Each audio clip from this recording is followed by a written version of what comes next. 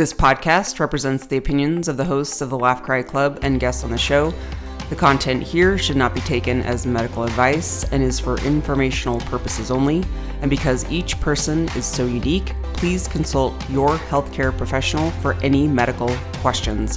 While we make every effort to ensure that the information we share is accurate, we welcome any comments, suggestions, or correction of errors.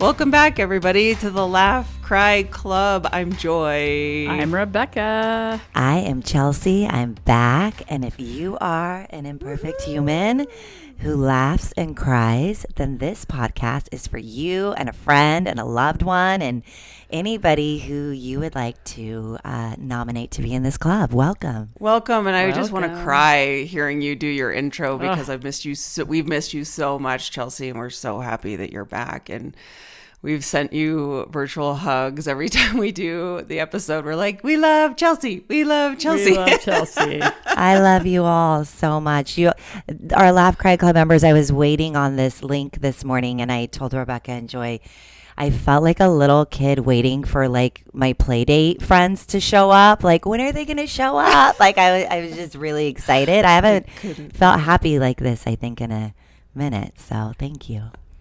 Well, listeners, if you're new to the show, welcome. We are 3 licensed therapists, and we are here to normalize being a human of all the stuff that comes with it. We're imperfect. We laugh, we cry. We start every episode with a laugh and cry, and then we'll have a topic of the week. So we're going to catch up. We're going to have Chelsea just talk us through living big, and then we'll wrap up with a topic for next week. So Chelsea, you haven't before I forget, how could I forget? It is our 1-year anniversary episode. Woo-hoo! So 52 weeks. Wow.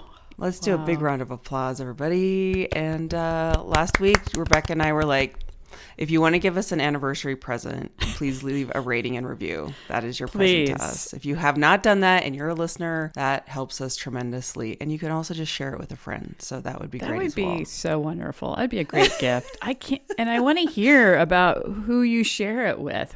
Chelsea, it's been a while. Who would you like to nominate for the laugh and the cry? Well, I'm doing an Inka Binka bottle of ink and the cork fell out. Nobody stinks. Everybody smells like roses. And I am voting to nominate my first playmate who showed up on this is Rebecca. She was the first kid who showed up today online. Yeah. So Rebecca, I'm going to nominate you. Awesome. Go, Rebecca.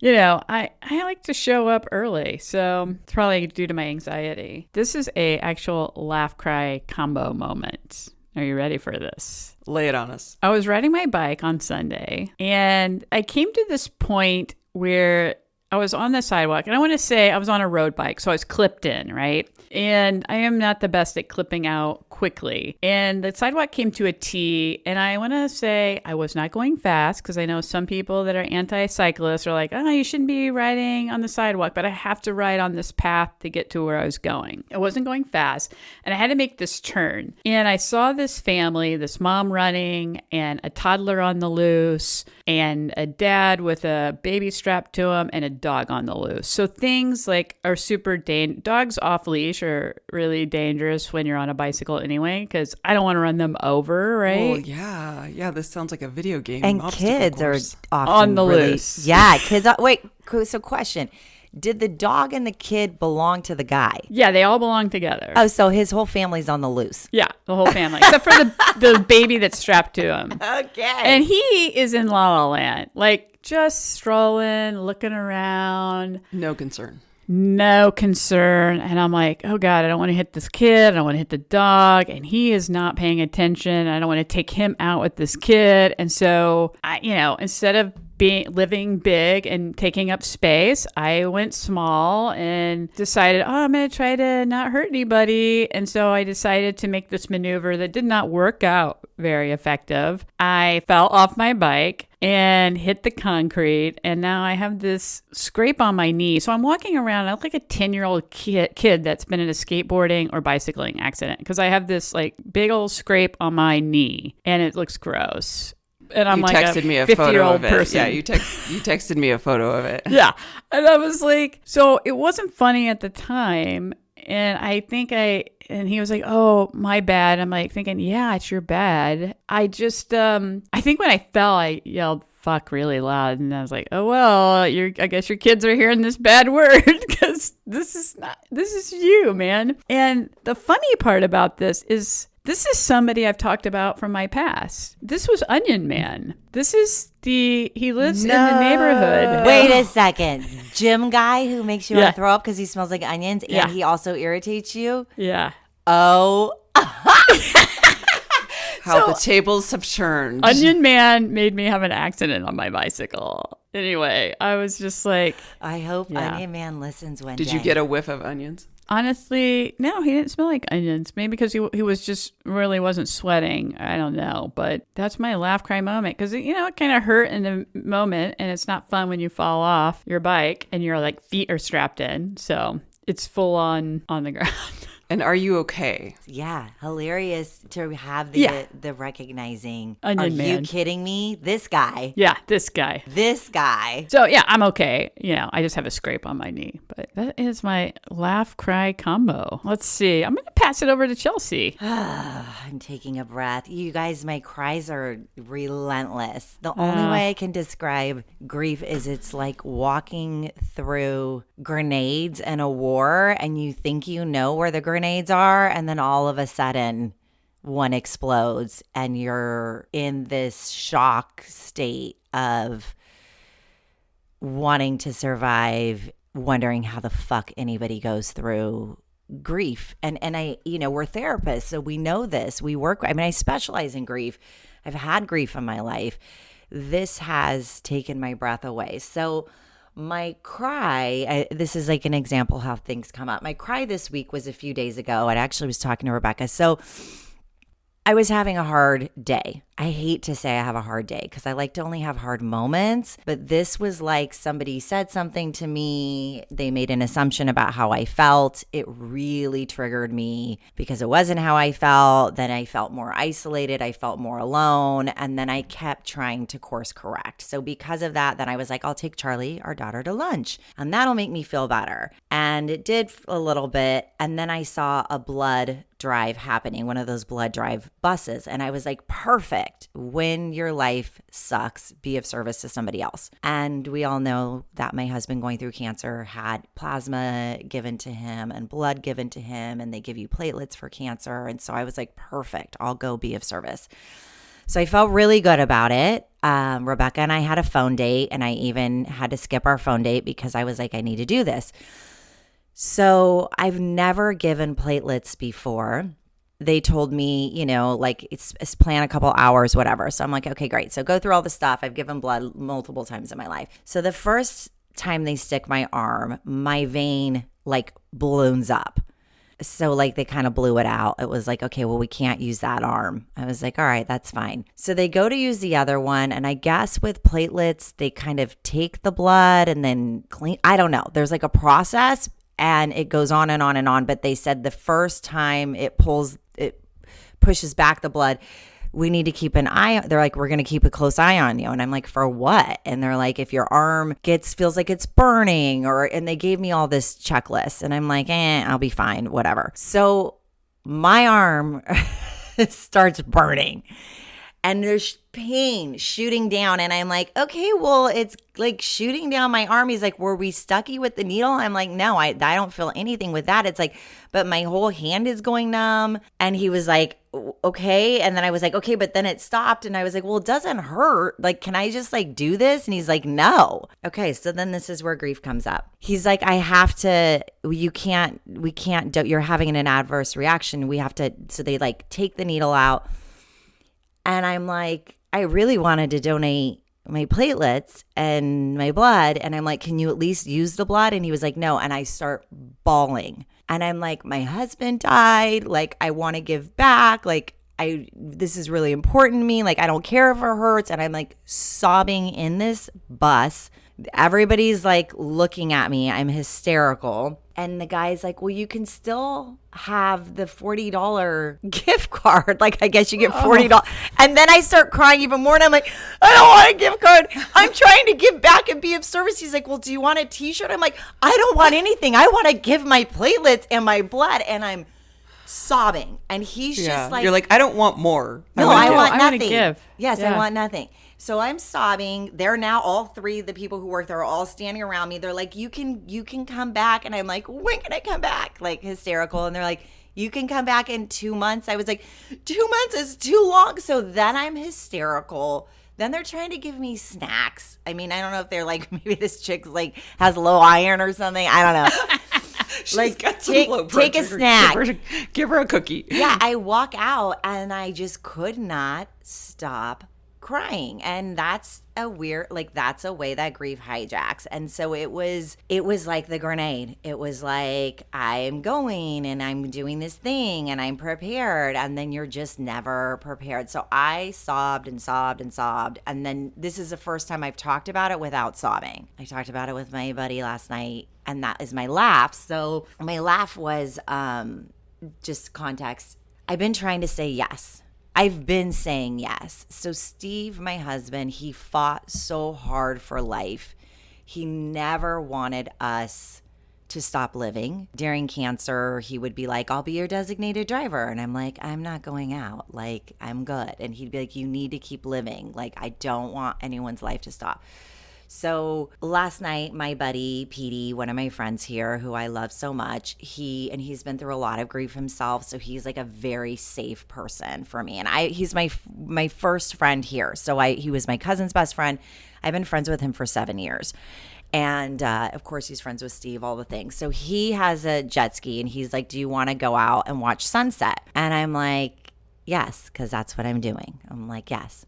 Now, when you're in grief, everything feels like a no. Like, I'm in bed. I just took a shower. I'm going to cry. I don't want to do anything. But I'm like, no, you say yes. That's the way it goes. So said yes. And we're out in the water on the jet ski or wave run or whatever. And it's like choppy. And he looks at me and he's like, we got to go. We're getting wet. And I'm like, what? I'm like, we're in the water, Petey. Of course like, we're on a jet ski. Yeah, like, what are you talking about? But really, it was just like really choppy. And as we rode, we were just getting like splashed in our face. It was like being on like an amusement park ride where water's just getting like you're soaked. But it was so funny when he was like, we better get out of here. We're going to get wet. And I'm looking at us like I'm in my bathing suit. Like he's in his board short. Are you in your bikini or like bathing suit? Yes. You're just like, wait a minute. I'm dressed for the occasion. Isn't that part of this whole process is getting splashed? Yeah. So, and then I realized as soon as we started heading back, I mean, we were like getting waves at our, we were just like we were like drenched like a ride and it was hilarious, but it just made me laugh really and I haven't been laughing a lot. And so it just like, it cracked me. I'm like, oh, barely we're going to get wet. Like, what's happening? So that was my laugh. That was my cry. I love that so much. Aww. That's so cute. And yay, Petey. I love friends like that who just feel so safe in times of need. Yes, thank God. For big shout out for Petey, who I was like, asked him, I'm like, am I like this sad friend? And he's like, no, I still have a lot of fun with you. You're not the sad. You're not the sad friend. Because I'm like, am I like the pity friend? You're like, God, I feel really bad for Chelsea. I should probably see if she wants to go watch sunset. But that's not true. So that's good. I'm going to pass it over to the color of my house that's bright yellow and happy and called joy. I love that. I always love that fun fact. It will never get old for And my me. kitchen is the color of joy.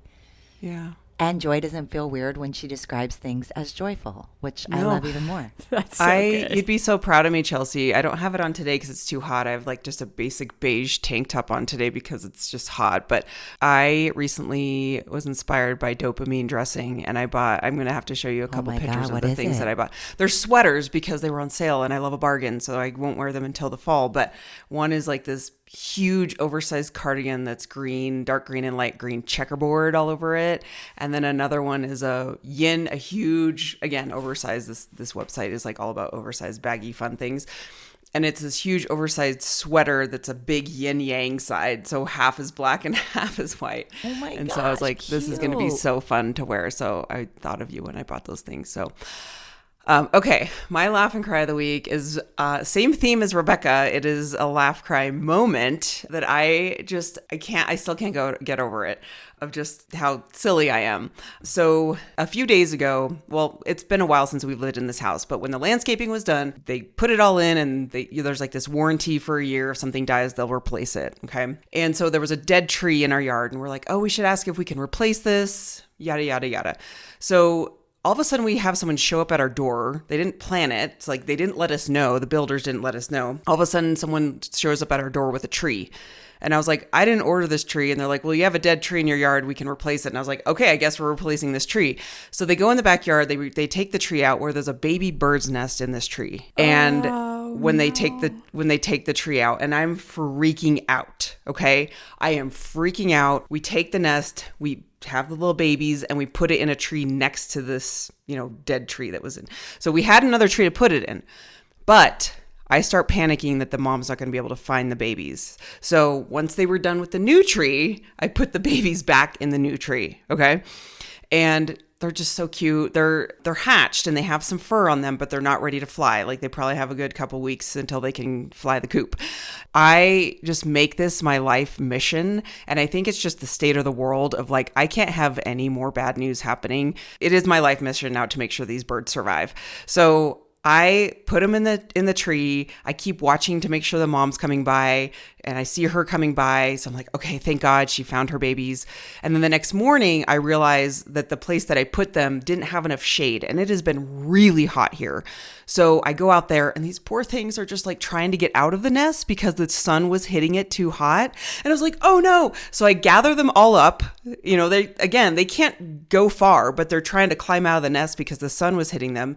So I put on gloves, I pick them up and I put them back in their nest, and I'm reading all these things online of like, how do you take care of a baby bird's nest that had to be removed or fell out of the tree or whatever. So I'm trying to do everything by the book, and I replaced them, but I had to fashion a container and wire it to the tree in this spot that had shade, but it was lower to the ground. Okay. So I was a little worried that I'm like, oh, it's a little low to the ground, but it is in the spot that will not get hit by the sun. Okay. But in order to get this nest fashion, because I didn't want the original nest, it's starting to kind of disintegrate, but they say to keep everything together if you can, the original nest as much as possible.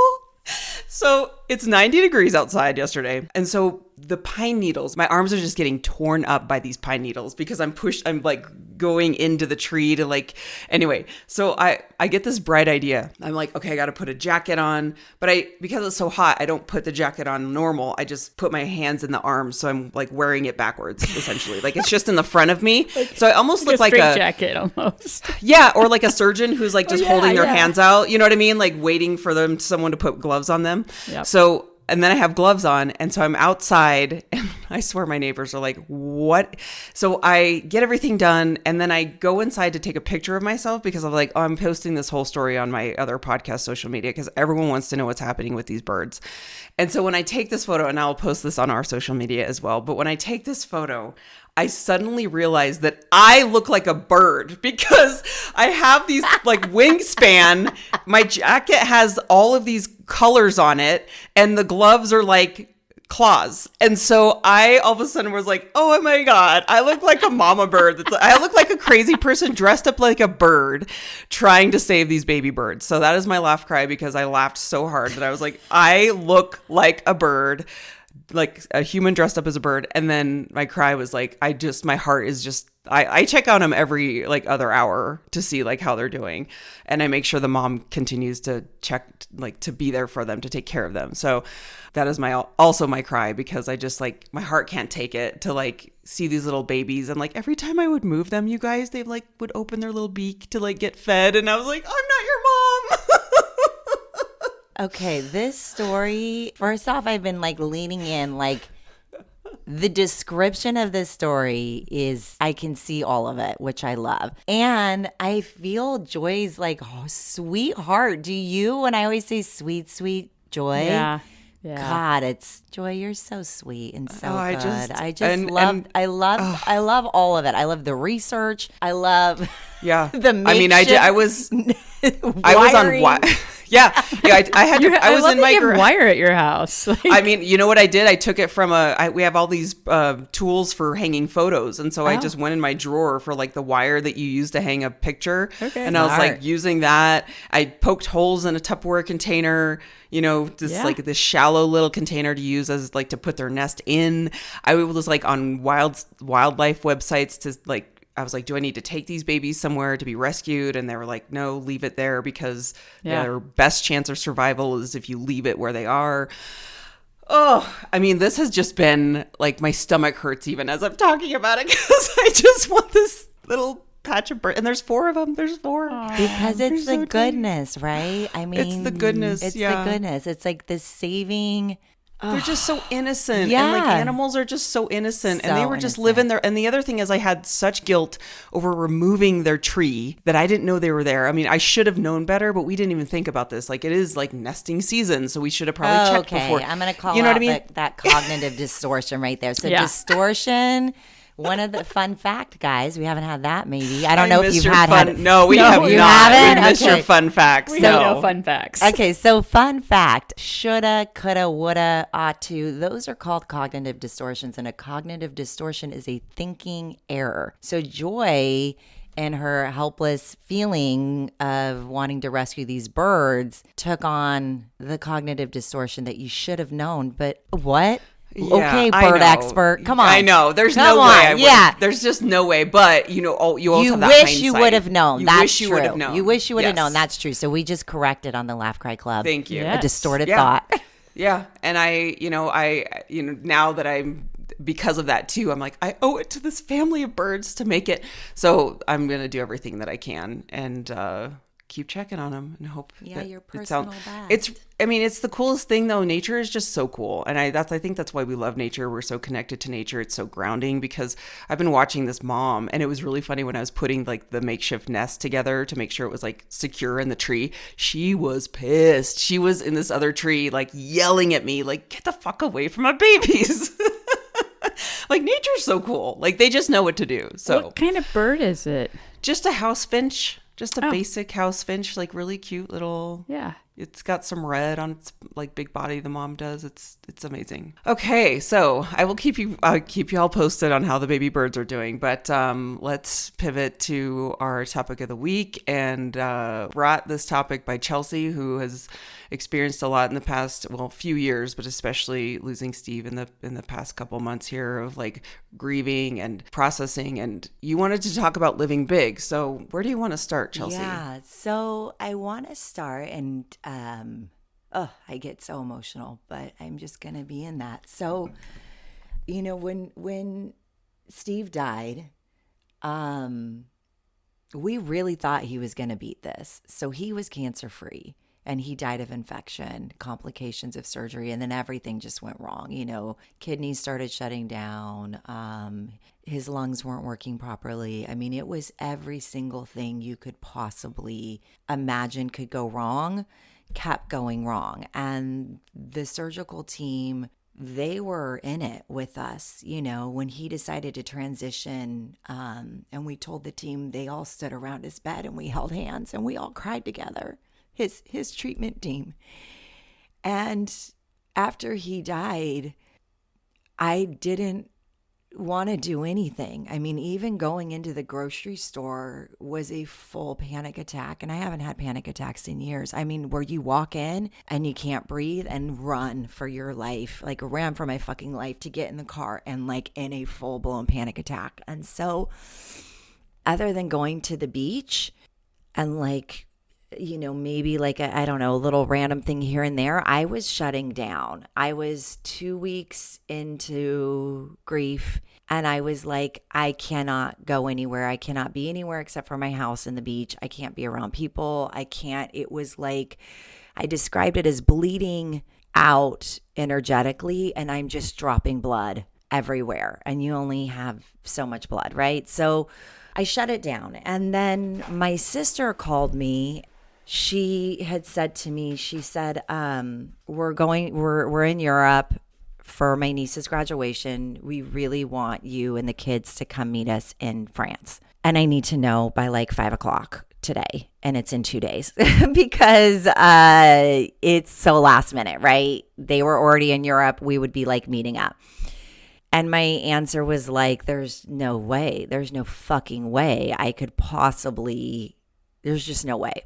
So I came home and I talked to the kids and I was like, Aunt Andrea and Uncle Stu, they invited us to go to Europe. Like, what do you guys think? And everybody was like, I don't know, which is interesting because our family pre-cancer is a traveling family. Steve, my husband, lived a million lives. He's been around the world more than any person I've ever met. He can tell you where to eat, where to go, what to do. We had just renewed the kids' passports a year ago because we were like, we're going to get through this fucking cancer and we're going to travel again. And so we were all of those things. So I'm like, no, I'm not going to do this. And I hear so loud in my head this inner voice of Steve, like, yes, like it was like screaming yes. And I busted out laughing. And I was like, what the fuck, Chelsea? Of course, yes. Like, this is it. So I call my sister and I'm like, we're in. And so I had gone from like shut down, almost like feeling like I was going to become an agoraphobic, like I can't be around people, blah, blah, blah, to like, I'm going to go travel internationally and take our kids. And so I made up my mind with the help of Steve. And I, for people who have passed, the only way I can describe it is I can feel this warmth in my chest and my stomach, like I'm being held. And then I think something and then I get this answer immediately. And the answer is not my neurotic answers. It's like a very quick. Yeah. So I was like, I need to start saying yes. And I told the kids, we need to live big. That's what Daddy would want for us. We need to live big and love big, and we need to go all in. And everything in grief is going to tell us to do the opposite. And your dad, who's probably everywhere watching us, is like, he would be devastated if we all shut down because he didn't want that. He wanted us to he wanted that. And so that's how it started. And I made up my mind and said, I'm going to start living again, and I'm going to say yes to every single thing that anybody invites me to do, as if I can swing it, if I can make it work. And I only have to, the caveat is I only have to do it for 10 minutes. And if it sucks, if I got to that airport and after 10 minutes, I was like, I'm going to lose my fucking mind, then I can leave and I can change my mind. I have to give myself permission, and whoever has invited me knows this. I'm going to go, and if at any time I'm like, I need to change my mind, I can be out, but I have to at least say yes. So then I thought about this episode of saying yes when we really want to say no, and how we shut down living because we're tired, because we're going to postpone it until next time, because we're going to hope to get together and do this thing. And I think the reason why I don't have regrets with Steve's death and I feel peaceful and agony and anguish is because we never stopped trying to fucking live. We did not waste time. We wasted no time. In 3 years, we wasted no time. When he got that diagnosis, we went in. If he felt okay, even for a second, we tried to always do something, right? So that's the saying yes. So we ended up in France. We got there early in the morning. That was like, I saw your photos and I was like, this is so just beautiful. It was insane. Yeah. Charlie looked like she belonged there. The way she had her cute little beret on. Oh my God. I was like, she needs to be there. She needs to live there. Yeah. Yeah. It looked amazing. It was amazing. The first day we got there, we had to wait. My sister wasn't getting there until 5 p.m. And so we went to the Eiffel Tower, which Steve had been to 1,000 times. And we were so exhausted because we traveled overnight, so it was like 7 a.m. So we ate and we explored or whatever. And then we just laid underneath this tree and we slept. We all just napped under this tree. And Petey, my buddy, he calls me. And I didn't tell anybody I was going. And so I FaceTime him. And he's like, where are you? And I'm like, I'm sleeping in front of the Eiffel Tower. It was so fun. Like you teleported all of a sudden. That's so cool. He's like, what? And then my girlfriend Lindsay called. She's like, what are you doing? And I'm like, let me FaceTime you and show you. So it was really amazing. When you're in grief, art, going to the art museums, it was like I would just stand in front of art and just sob. Everything. He was everywhere. It was just like everywhere. It was intense. It was beautiful. It was magical. It was everything. And then I actually brought his ashes with me. So I sprinkled some ashes. I think that's okay. And I wanted to sprinkle some in Notre Dame. And in grief, you lose stuff all the time, or at least I do. I'm very foggy. And I dropped those ashes. I lost them, hid the vial of ashes. And the next day we were in Monet's garden, and I wanted to put some ashes, and I panicked, and I was like, oh my gosh, I dropped the ashes. Like, I don't know what I did with, like, flipped out. And I was like, okay, the last time I had them out was in Notre Dame. I'd taken off my sunglasses and went to put them in my purse, and I missed my purse and they dropped on the ground. And I was like, oh my gosh, that's what happened.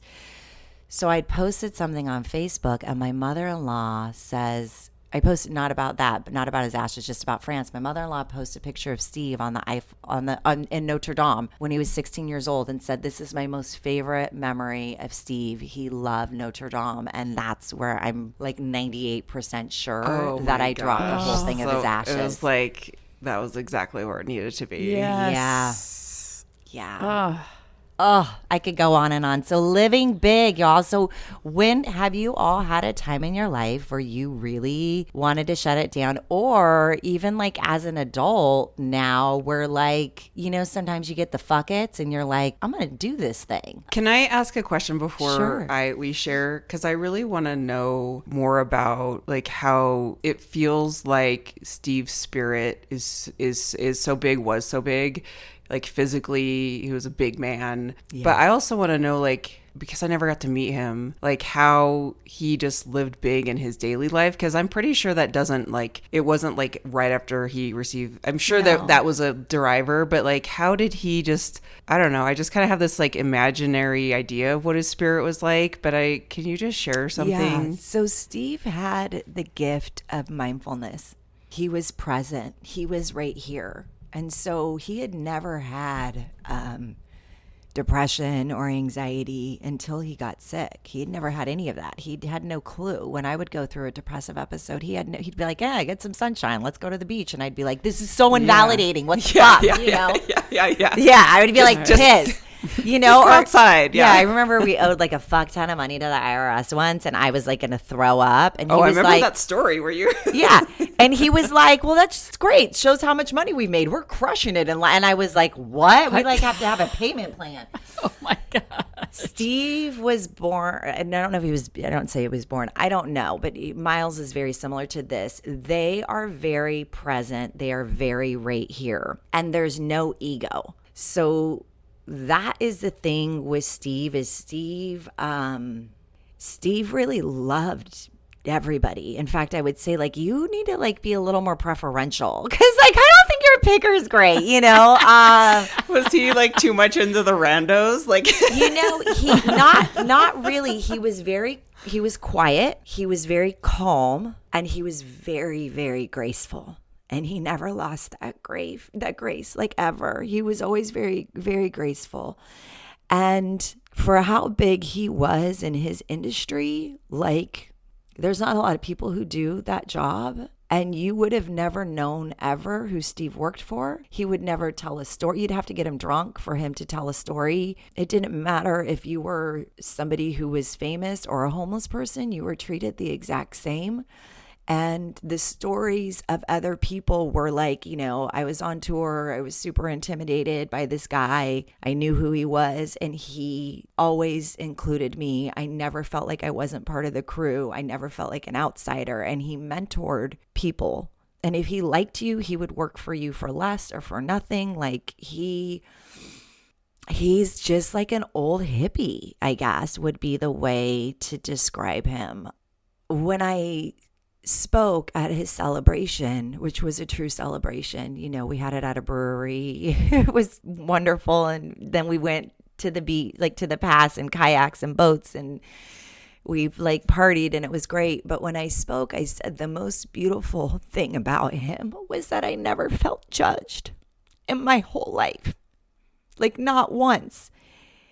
And I gave the example of like Miles was 1.5 and he ran down the street in Long Beach. And I was devastated and I was so ashamed and I thought he was going to get hit by a car, and I got him and I called Steve and I thought he's going to tell me I'm a terrible mother. What's wrong with you? How could you do this? And his response was, oh my God, baby, you must have been so scared. I'm so sorry you went through that. There was no judgment. You could do anything. And it was like, that's fine. Like I don't know. So when I say he lived big, he was present. He was kind. You could do anything. Like I could say like, let's go we live in fucking Alabama. It was like, let's go live in this weird place. Right.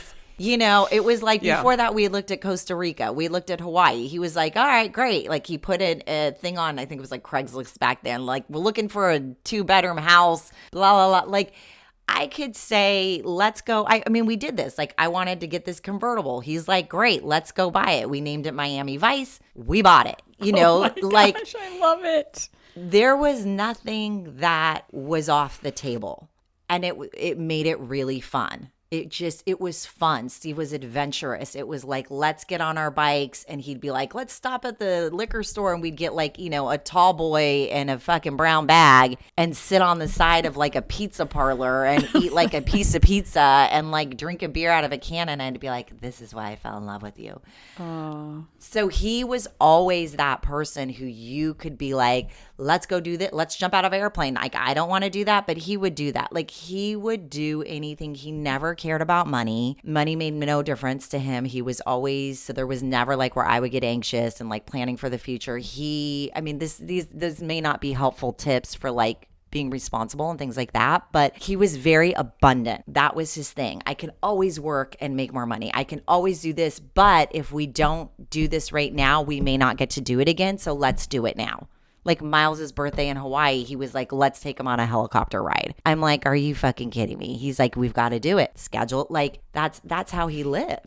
And he was kind to everybody. So I would say graceful, a total hippie, no judgment, never planned a thing in his life. That's why his celebration, I was like, if you can make it, great. And if you can't, great. It doesn't matter. Steve would never want anyone to be inconvenienced by him. He was just easy. That's where I pray every day that I can keep that grace that he had. I always want to have that gracefulness. I love that about him. I love that about myself, and keep that. Like during cancer, I said no all the time because I knew the statistics. He had a 14% survival rate. And so I knew that I would never regret just sitting in bed with him, even if he was asleep. I knew I would never regret like just doing his laundry. I knew that.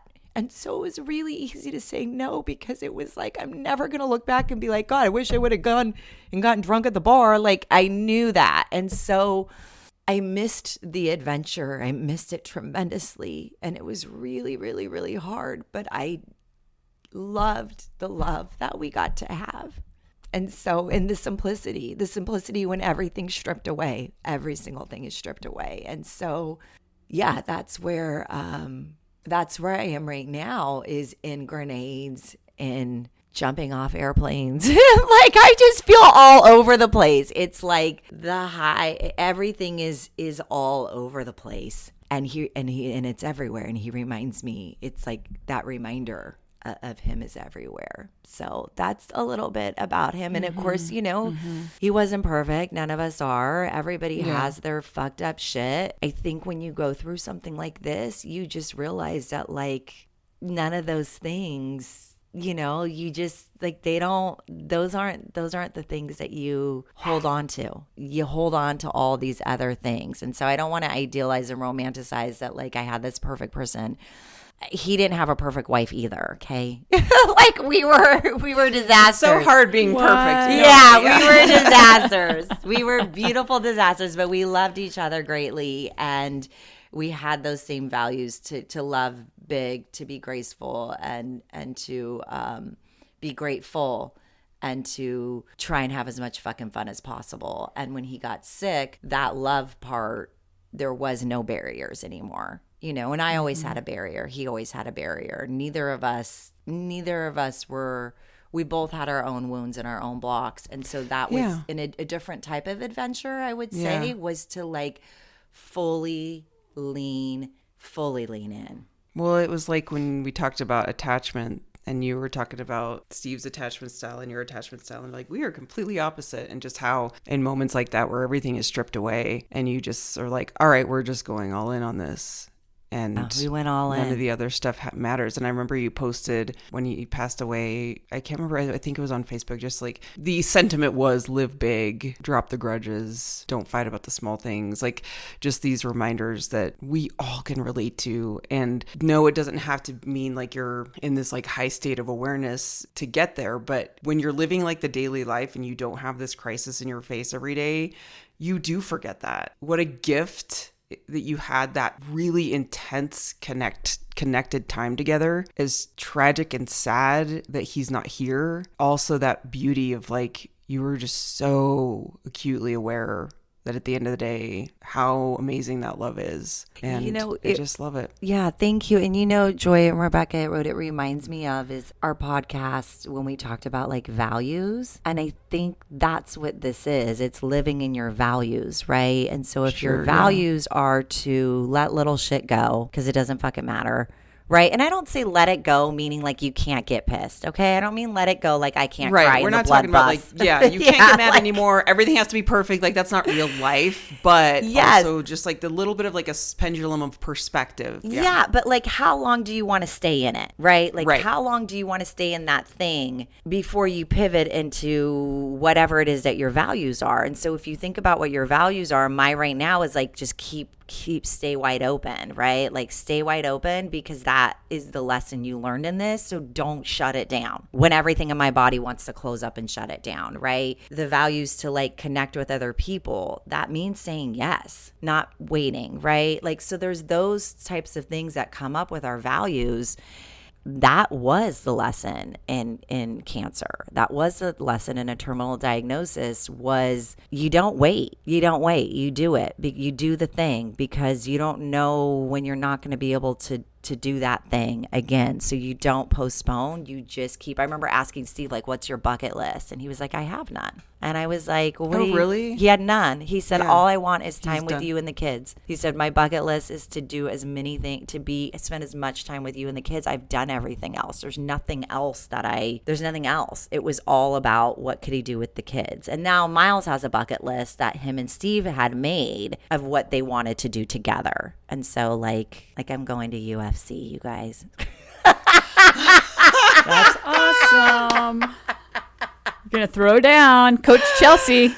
I am going to UFC with Miles, because amazing. that was something. So Steve's sort of stuff and Miles are so similar. They started doing those things. Like, what do we want to do together? And like, there was a lot of things Steve had done that Miles wanted to do. And so now that's what I'm trying to also do, is to carry on those things for the kids. Can I just say again, and I know I've said this before, and I have not met your kids, but Miles wrote the most beautiful little Facebook post, or no, it was on Instagram. I think it was the day after Steve passed away. And I was like, Chelsea, you and Steve have raised some of the most big-hearted humans. And I haven't even met him yet, but the words that he wrote, I was just like, because he's what, 15? He's 16, yeah. Like this 16-year-old just writing. It was just so beautiful and moving. And he doesn't know me, but I posted and I said, Miles, you have such a big heart. Like, just, you could just tell. And it was just so beautiful. And yeah, I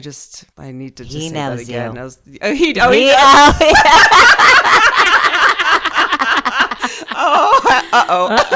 What? No, of course. No, I'm just kidding.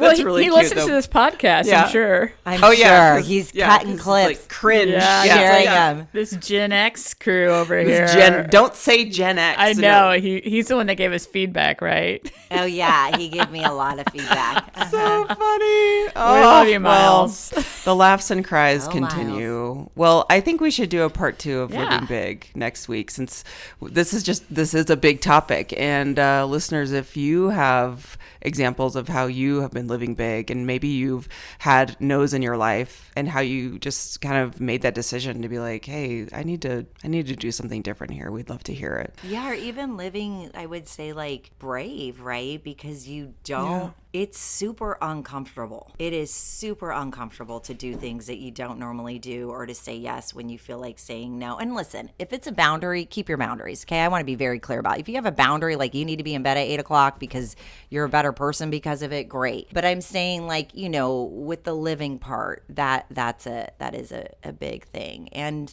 I mean, I'm so grateful. You guys, thank you for my club members. Yeah. Happy 1 year. A happy one Happy year. anniversary. I love you both so much. We love you too. What's And we so love fun- all of our listeners. Oh my gosh. Our Thanks listeners- so We're so much. happy. This club continues to grow. And We're just so Yes. happy that you're here. Again, if you want to give us an anniversary present, leave us a 5-star rating and review. Yeah. And share it with a friend. And you can follow us at Laugh Cry Club on Instagram, on Facebook. Email us laughcryclub@gmail.com if you want to send us a note or give us examples of how you've been living big, and comment on this episode. We'd love to hear your feedback. So here we are. The trio continues to laugh and cry. And we're glad you're in this club, because it's the best club in my opinion. I'm a biased It's person. inclusive and exclusive all in one. VIP, baby. Oh my gosh. You know what my sister calls VIP? Fun fact. She's like, I'm VIP.